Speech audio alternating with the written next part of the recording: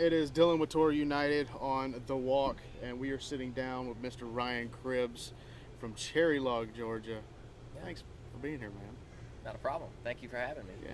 So We it's are a pleasure. here at beautiful Elijah Clark State Park at Sukkot 2018. This is something else. That is. Yeah. One thing that I'm really enjoying is the fact that I just did the interview with Tony, and we were just talking about how just the father is just really moving through this week. He is. You could definitely tell he's here. Yeah. So, and it's only Wednesday. I can't wait Yeah. to see what the rest of this week's We're going to be. really not even halfway through. Yeah, I know. All right, so this is The Walk, so we're going to talk about your walk a little bit. Sounds And so let's start off back at the beginning, your childhood, how you were raised before you came to Torah. So go ahead and give us a spiel on that. Yeah. I was raised Christian. Went to church. My parents took me to church from the time I was born. And of course we were more non-denominational, so it wasn't as much, sort of within the boundaries of a denomination. We went to a very predominant church, Free Chapel. Okay. A lot of people have heard of Jensen Franklin and so forth, so we were a part of that. And I guess when I was probably about 14 or 15, a good friend of mine invited me to my first Sukkot.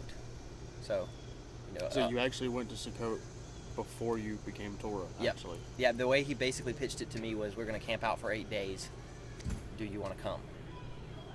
And I mean, Of course, I think that's the way we would pitch it to anybody. Right. That wasn't Exactly. Yeah, we're going camping for 8 days. You want to come? Yeah, exactly. I mean, who wouldn't want to go camping and just kind of, chill out and pretty That's much have interesting. a I vacation. never, as many times as I've sat down and talked to you, I never knew that. That's cool. Yep. So, like I said, just typical Christian home. Now, part of my background in the Christian world is I had helped sort of, not really get off the ground, but sort of put together the worship team and so forth, or add to the worship team of a couple smaller churches that branched off. Some people, had left Free Chapel and were doing some things on their own. And so we are. Yeah, we'll be there. Cool. Sorry, y'all. Yeah. It is all right. All right, so I had helped start a couple. I don't want to use the word start, but really help out with some of the worship for a couple of these churches. Right. That were starting on the side, and so that was really kind of what I was doing when I got into Torah. So I was, wanting to pursue the Father and sort of, run after him and know more about him. And so I was definitely searching when I was asked to go to Sukkot, and And you said you were about, how old were you? 14, 15. 14, 15? Right Okay. around there. Yeah. Cool. So you continued to pursue the Father. What did, so between, you're how old now? 24. 24. So between the ages of 14 and 24, your transition, what did your transition into Torah look like?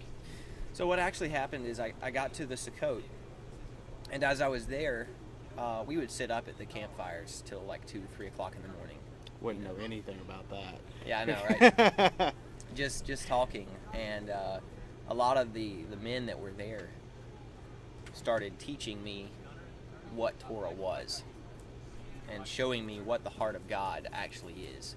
Right. And so that was crucial to have these guys take me aside, take time with me, and actually share the Father's heart and his laws, his ways, and I had never heard any of this stuff before.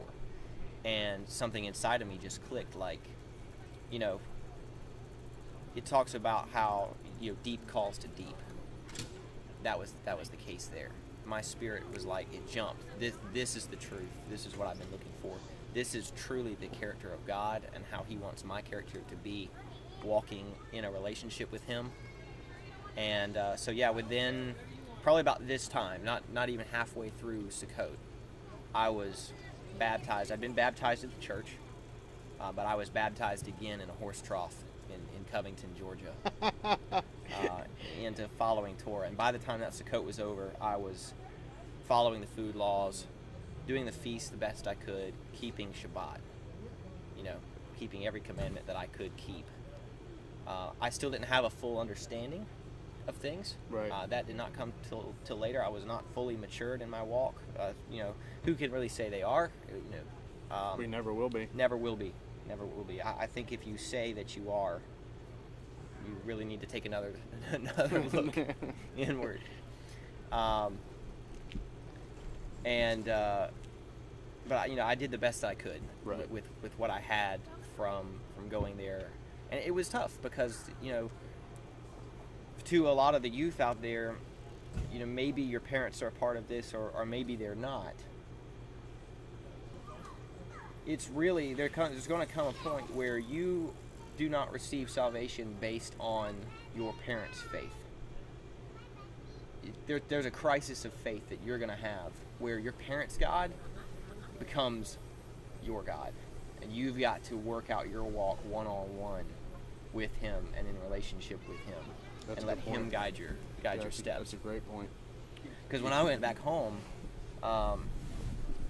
my parents said that they had also never heard of keeping the feast. That was done away with. They had never heard of keeping the food laws. That was done away with when the Messiah came. And that's a definite fine line when you've got different beliefs than your parents in walking in respect and in honor of them, while still knowing that these are the laws that the Father has brought to you that said, these are my commandments. You have to keep these. Right. So your family, is any of your family Torah observant? Only my brother. Only your brother. So your parents are not. No, they're not. Okay. So how? And my parents are wonderful people. I love them. But, love you, Mom and Dad. Yeah. Hi. Yeah. No. But they are not Torah observant. Okay. And I think part of that, if I may, Go of for that it. was it's very easy to get such a zeal for the Father and for His commandments and such a law. And part of that I will take responsibility for. In my early approach to those around me wasn't in the loving way that it should have been. And Right. frankly, I see that a lot. Having been through that, you can look back and see, and you can see around me a lot of times. It's so easy to just beat somebody over the head with, this is my belief, you're wrong, look at what the Scripture says, that kind of thing. And instead of almost a Torah terrorist kind of. Exactly. Yeah. And instead of edifying them, we tear them down. Right. And we actually close the door, and we damage and do such harm to our witness to them because we don't come at it in love. Right.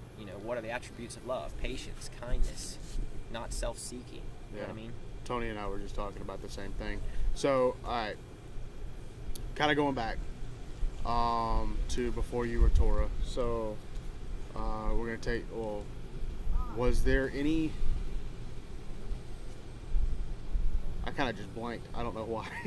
That's okay. All right, so was there any significant event that happened in your walk before you were Torah observant? So we'll start with that one, and then was there a significant event after you became Torah observant? So let's start with before. Right. So, before I was Torah observant, part of this, as some of you may know, I'm a member of the Exodus Road Band. Music has been a big part of my life since age 3. I started learning playing piano when I was 3. And that developed into gathering all these different instruments and so forth. And there came a time when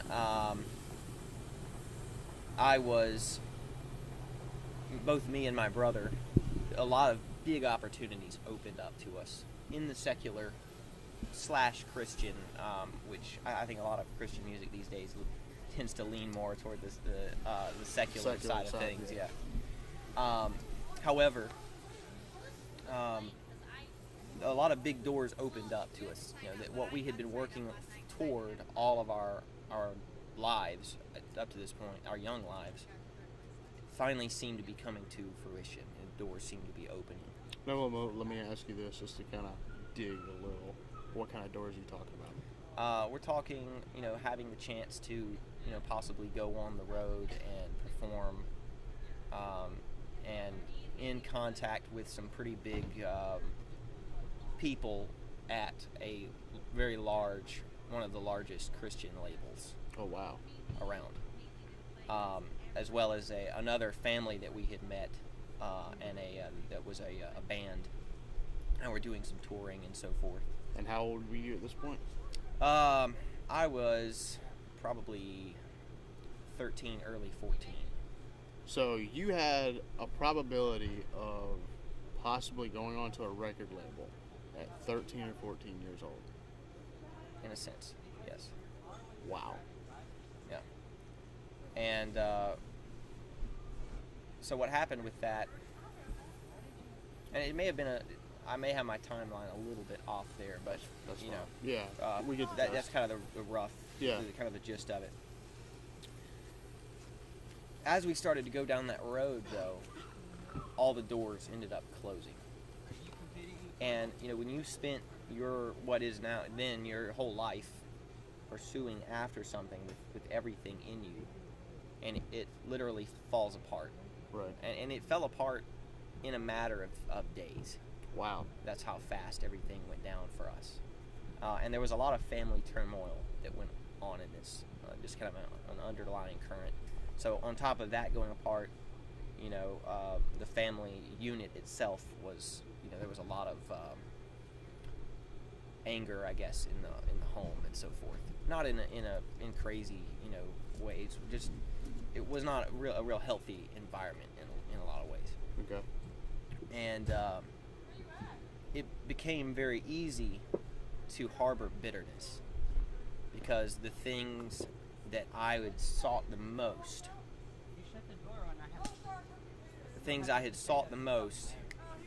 were not there anymore. Right. So anyway, I began really questioning God. Obviously, you've put this gift in me, but you've wasted my time. If I'm not going to use this gift for you, that I've been, there was days I would sit and practice 8 to 11 hours, not stopping but to eat breakfast or lunch. Wow. Just to be more skillful at my instrument. You put this in me, you put this drive in me, and obviously you're not going to use it. What's the reason for this? And it wasn't until I went to that first Sukkot, and the first day I walked in, there was a gentleman up there leading worship, playing guitar, and he stopped. He looked at me, and he said, "You, come here." He didn't know me from Adam's house cat. I had never met him before, never saw him. He called me up and he said, "You're a musician. Whoa. You've had some things happen in your life that have made you bitter, and you're harboring bitterness toward the Father. And it is hindering your walk forward with Him." I'm not even keeping Torah at this moment, right? This is my first Sukkot. I walk in on the first day. We literally pull up. I get out of the car. I walk in, and I'm in front of this worship leader who's saying these things to me. He's just calling you out without even knowing you. The Father's got my number. Wow. Just like some of you who are watching, He's got your number right now, too. You may not realize it, but He does. He does. So I'm standing there, and He goes, "As a matter of fact,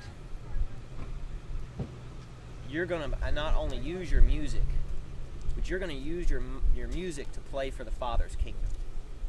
Now, me not being Torah observant at that time, I'm thinking, great, I'm going to die and sit on a cloud with a harp. We're doing music for the Father's kingdom, Exactly. And so I ended up when somebody tells you that, you take that, you store that away, Yeah. ponder that within yourself, within your heart. So I knew I was going to do something with music. I just didn't know when, and I did not know how. Right. So after that first Sukkot, when everything changed in me, I would drive 2 hours from where I was living to go up to there. Once I was able to drive, I would drive up there. Drive where? To Covington, Georgia. Okay. To their assembly, their congregation. Okay. To worship with him, and I would play with the worship team there, play on the keys. And this is still before you were Torah observant. So was this on? I was now a Torah observant. Okay, this is in this. Yeah. okay, So this kind of became my new home. Okay. In the Torah, my new. So now by this congregation. point in time, you're now keeping Shabbat. Yes. Okay. So you're playing in a worship group or band, I guess you could say, at this fellowship. Yes. Okay. So basically, I kept going there. I would go there every Shabbat and drive up the 2 hours to be there. And there came a point where I let the fire die. I stopped seeking the Father like I should have. I stopped having that one-on-one relationship with Him. And as I got older and started really working, I ended up getting my first job in Atlanta. And as jobs go, you're there a little while, they see good qualities in you. And when I started the job, before they hired me, I told them, listen, I'm not going to work on Fridays, I'm not going to work on Saturdays. I can't do that. And they still agreed to hire me. So as I began, that's awesome. Yeah, exactly. It was great that they did that, and it was a fantastic company and a great group of people, and a lot of people there taught me a lot. That's a story for another time. But I was still running from the Father, and I don't even think I realized it. It wasn't a decision to run. It was just a gradual, like we've talked about, the quote from C.S. Lewis, that gradual. It's a gradual slope backwards. Exactly. Yep. And eventually they came to me and they're saying, hey, we're going to offer you more money to work on, you're going to have to work on Shabbat. We're going to make you a manager, but that means you have to work weekends. Okay. So I decide, yeah, I'll do this. This doesn't seem to be, this walk doesn't seem to be taking me anywhere. It may have answered my questions at one time, but it doesn't seem to be bearing much fruit otherwise. Foolish me. Let me just go this path. That led to so much unhappiness, to so much unfulfillment. I knew I wasn't fulfilling the purpose in life that I needed to fulfill. And the other thing it did was I was spending so much of my time actually doing that and just pursuing my own life and my own day-to-day. I wasn't actively playing music anymore. So now that what had been told me about how I would use music for the Father, I wasn't even able to do that because I wasn't playing music anymore because I was so focused on my job and what was all going on there. And so the Father showed me that first Shabbat that I worked. I was driving into Atlanta, and it'd take me about an hour and a half to get to work with traffic and everything. And I worked in the North Druid Hills area, and right there's a synagogue, Chabad. And all of the Orthodox Jews live around there, and on Shabbat they all walk to synagogue. So as I'm driving in, I see droves, just tons of masses of people walking all around, Jews walking to synagogue. And I know what they're doing. I serve the same God. And I'm convicted right then. And that was just one instant of the Father kind of, hey, wake up, son. Wake up. So, anyway, I had been working there for about two and a half years. And I was on the highway coming back home one day, and I had finally decided that I was sick of where I was, spiritually, physically. I needed to change, and I was desperate, absolutely desperate for the Father to use me. we talked about this yesterday, about how you get to a crossroads. And the only way that you can get through that crossroads or know which way to go is to surrender. Fall on your knees and surrender. And let the Father turn that crossroads into a one-way street. Let Him direct your steps. So was that, at that point in time, was Yes. that your crossroads? That was my crossroads. And I'm there, and I'm like, what am I doing? I have got to make a change. And the phone rings. I answer the phone. And it's that same friend that had invited me to go to my first Sukkot. And he says, Ryan, I know a family. They're recording an album in Blairsville, Georgia. They need a cellist. Will you come? Will you come play cello on the album? And I said, oh, I don't want to be a cello player. I don't want to be known for doing cello. You know, I'd much rather do piano or something like that. He said, well, they might need a pianist too. Just come on. Just stop being a hard head. This Wednesday, Thursday, come up to Blairsville. Come to the studio. We'll see what happens, right? Happened that next week I had Wednesday, Thursday off. So I drove up to Blairsville. I got up there and I get to the studio. My friend Darian is there. He's laying down some violin, and he's the only one there at the time other than our producer and, you know, sound engineer and everybody.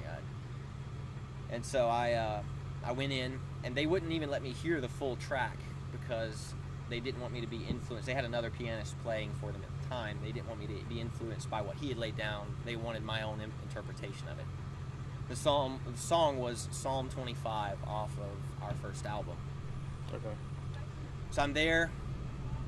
Tony arrives, and his family, all of them pretty much, except for Leslie. You know, they come in the studio that first time that I'm there. And so they start playing what they have recorded and just play along with it. Let's get a take. So what you hear on that track is my first interpretation of what I thought the piano in that song should sound like. That was it. I just played it, and You did it on the first take. that was the first take. Wow. It was like okay. the Father moved in me, and all of this training, all of this time had led up to this moment of playing this song, and it was what He wanted me to play. What's cool is you've got it on, it's recorded. Yes. And at the end of it, I stopped. We quit recording. I turned around, and Tony was sitting there, and he goes, Brooke, what are you doing, honey? he goes, Sorry. you want to be part of a band? And I, at this time, was working full-time as store manager. I'm working, 60, 65 hours a week. Obviously, I looked at him and said, yeah, I'd love to be part of the band. That's 2 hours away from where I'm living. And so that day, that began the change of my life right there. I went back to where I was working. I stepped down from the management position. I went part-time, and I started coming up and practicing with the Exodus Road Band and connecting with the Boyat family. And I didn't know at the time that was going to lead to me meeting my beautiful wife, Brooke. And my whole life went from 0 to 60. And the Father orchestrated everything. But it was all because I actually surrendered and said, take me, if you will take me, I will go. And Amy, here I am. Wow. So, That's incredible. believe it or not, that's the short version. Condensing it down a little bit. Yeah. No, that's incredible, man. I like how you moved from the first segment to the second segment. Just flowed into it. So that's awesome. Oh, good. I'm glad it worked. Sorry about all the interruptions. Oh, no, it's fine. I mean, I think it's cool that we have all of these people. I wish you guys could actually see everything that's here and see wherever you are right now in whatever walk. I think it's absolutely fantastic that, Dylan, you're doing this. Well, thank you.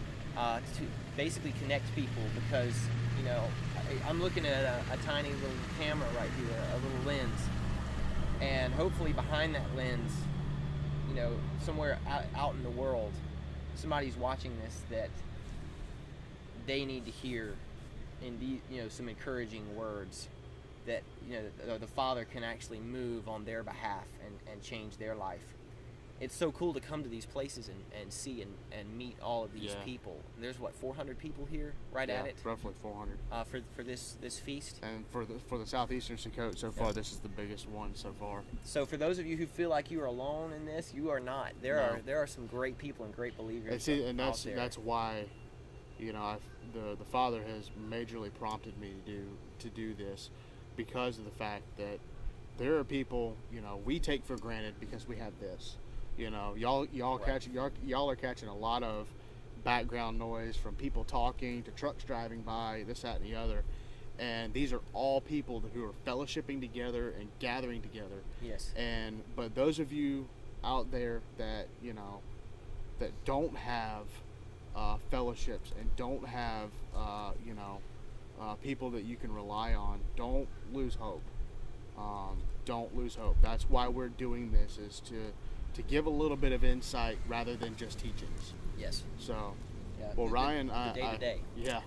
I truly appreciate you being on Torah United, man. Thank you, Dylan. I look forward to doing it again. Sounds good. Awesome. Sounds good. Shalom, y'all. Thank you.